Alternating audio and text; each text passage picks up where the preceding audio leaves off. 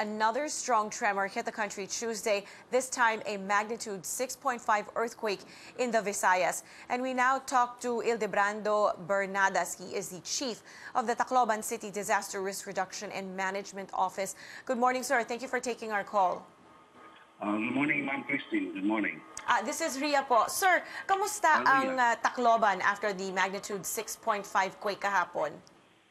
Actually, nagkaroon kami ng panic dito right after the earthquake. Although hindi naman pareha ang experience namin compared to San Julian. Nasa intensity 5 lang kami.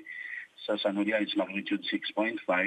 So, nagkaroon ng tsunami scare dito. Kahit walang anunsyo na may tsunami alert, nagkaroon kami ng tsunami scare. Yung tao, mayroon na palabas ng false information. Yung tao nagpanic. Kaya everybody wanted to get out from Tacloban. Everybody wanted to go to their families. Everybody wanted a way out, actually. But we had remedied it through public addresses. We move around the city trying to tell people that there is no such thing as tsunami alert. Okay. Nagkaroon kami ng malakas din na lindol. We felt it. Kaya nga sinuspend kaagad ni Mayor Cristina Gonzalez Romualdez yung classes at saka yung work to allow our building inspectors and structural engineers to really check the soundness of buildings. Mabuti na lang, wala namang malaking damage. May mga slight damages lang to some high-rise buildings. Yung mga claddings nila natanggal, yung mga decorative sa columns nila na bumagsak. May isang sasakyan na bagsakan ng debris, isang maliit na kotse na bagsakan ng debris, nasira yung rear windshield niya. May mga emergency response kaming ginawa dahil may mga tawag ng emergency calls pero ito mga nahilo lang, nahimatay. We have to revive them and eventually bring them to nearest hospitals.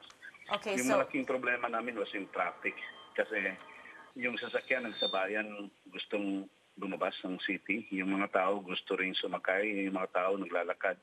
But anyway, after some 45 minutes from that panic, Tacloban went back to normal. It became safe until this very time. All right. Okay, sir. So you did report slight damage to some high-rise buildings. You had to respond to some emergency situations, but nothing too serious and no casualties as of this time. Is that right, sir? Yes, ma'am. Yes, ma'am. Okay. Sir, any reminders that you would like to express to the residents of Tacloban?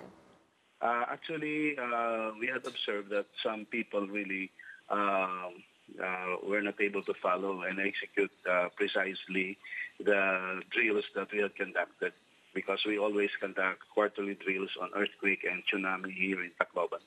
We have noticed that others run immediately outside without doing the duck cover and hold, although that is understandable.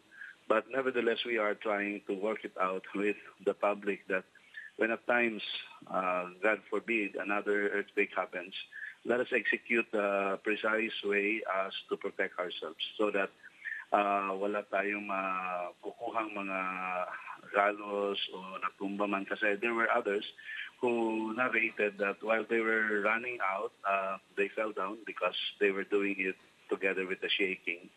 But rest assured the public, we are trying to tell the public that we are trying to do whatever early warning we can provide, as we already have established some of early warnings.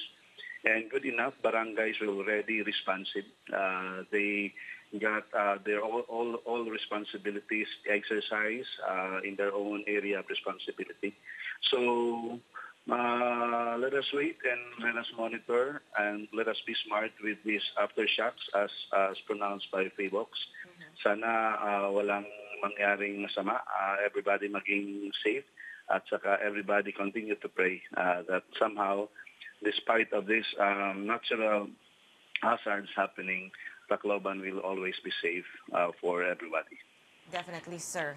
Not to panic and to follow all the drills that they practiced previously. Yes. Thank you very much for your time. Mr. Welcome, Ildebrando Bernadas, chief of the Tacloban CDRRMO.